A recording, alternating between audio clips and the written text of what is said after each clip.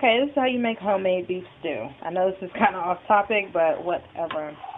First of all, the quicker way to do it would to be to brown your meat first, which is what I'm doing. Basically, you cover, just coat the bottom of your pan with oil and put your stew meat in. I use stew beef, but it's Angus choice cuts from Target. I love those. But anyways, it's like I think it was like $4.99 a pound, but whatever. I personally do not like the smell of meat cooking, so I season my meat beforehand. Plus, I think it gives a little extra flavor to your meat. But anyways, this is what I season it with. This is Himalayan sea salt from Target. It's probably $3.99. It's pink. I use basil, Italian seasoning, black pepper, garlic powder, and onion powder, but I already put it up. Sorry. And you can do your meat in vegetable oil, whatever kind of oil you want to use. I wouldn't recommend olive oil though. But whatever. Basically, you just want to brown your meat until it's all brown. And that is step one. As you can see, I decided to do this video after I started cooking. So I had to explain to you. But also with the oil and everything, I don't know if you could see all that yummy juice right here that I'm messing with. That really makes a good sauce, I swear. Like if you were to actually get like some steaks, if I do my steaks, I'll do them over the stove first before I bake them. And I'll take this juice right there, and then I'll add, and I'll make a gravy out of it. And oh my gosh, it's the best gravy ever because it is so good just with this little seasoning. I make my own gravy. I don't buy the store-bought stuff. But anyways, so just let this brown, and then we will be back with the next step. Okay, you guys, so we're back. It's all browned or whatever. Don't drain it because that is all flavor right there. Do not drain it. It's not like super fattening or anything. I don't know if I said this already, but the reason that I brown my stew meat first is because when you do it like this, it only takes about 2 hours to cook. If you were to do it like just putting raw meat in the pot with water and stuff, it would take you probably 4 to 6 hours for it to just be very tender. But if you brown it first, this little 10 minutes out of your time will like cut off 2 hours in cooking time, I swear. And your meat will just be like super tender. If it had bones, it will fall right off the bone. Okay, so next we're going to add water. Okay guys, I added the water. It's way above the meat simply because you still have to add your vegetables and the tomato paste to give it some color because it's funny looking right now. But anyways, let me see. Let me move this out of the way. What I do is, even though you see all that flavor going around, I still go back and I add everything in there again. Extra basil though, and like super extra Italian seasoning. Like I swear that gives it the best flavor ever. I even do that on my spaghetti. So much extra, but whatever. That's me.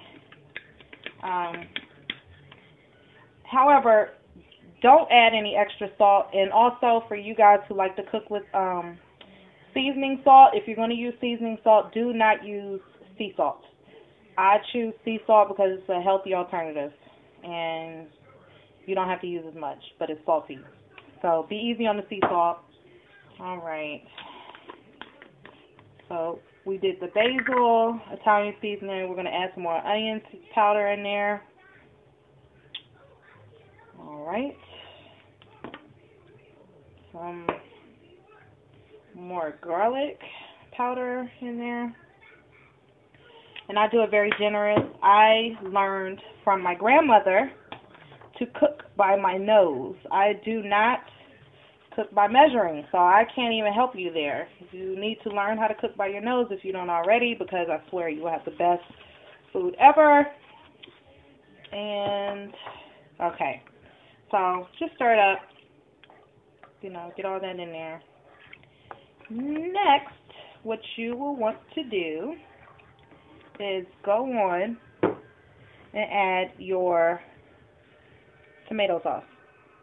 I don't actually use a whole jar, but it gives it color, thickens it up a little bit, but it really will still be watery until you add the potatoes. Once you add the potatoes in there, it will thicken it up a bunch. But the potatoes do not go in until an hour after you're until you're at your last hour. When you think your meat is tender or whatever, then you can go on and add the potatoes in there. Okay? So here we go. Ooh, flattering.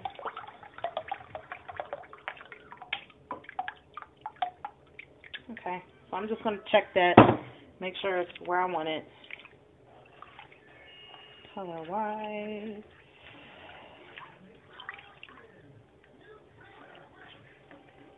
And I'm going to actually use some more because I didn't even use half of a thing yet. And I choose the tomato, garlic, and onion chunky because I love garlic, I love Italian seasoning and everything. So that's why I choose spaghetti sauce.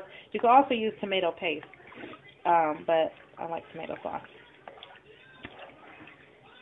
All right, people. And that is what it should look like, okay? So your next step would be to let that cook for a little while. I'll say let it simmer for about an hour. Then you're going to want to go on and put your vegetables in there, and I'll show you that in a second.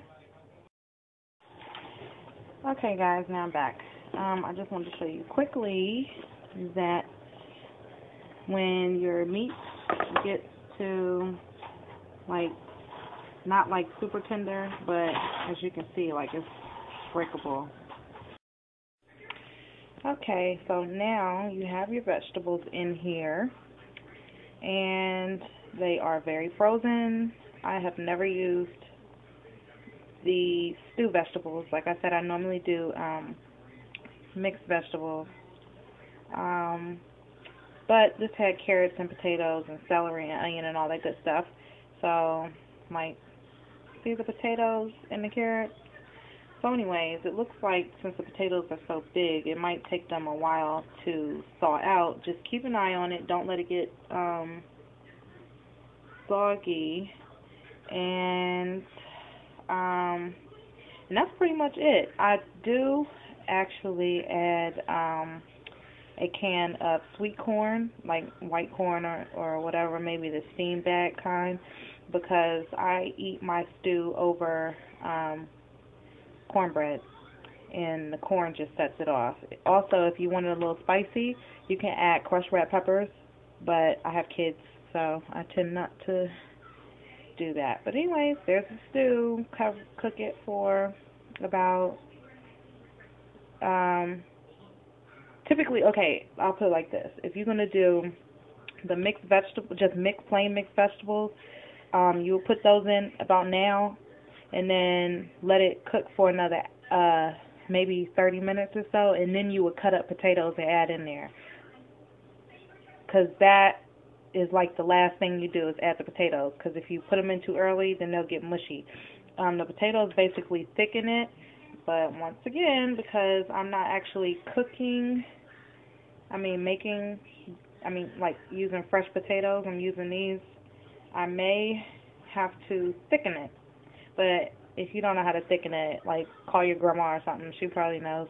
Just basically you get a cup of like get a coffee mug or something, put like a couple tablespoons of flour in there, and then very quickly add some hot water and stir it like fast. And then you put a few tablespoons in at a time and get it as thick as you want it to be. But here you go. This is what your stew should look like. And it will be done here in about 40 minutes. Bye.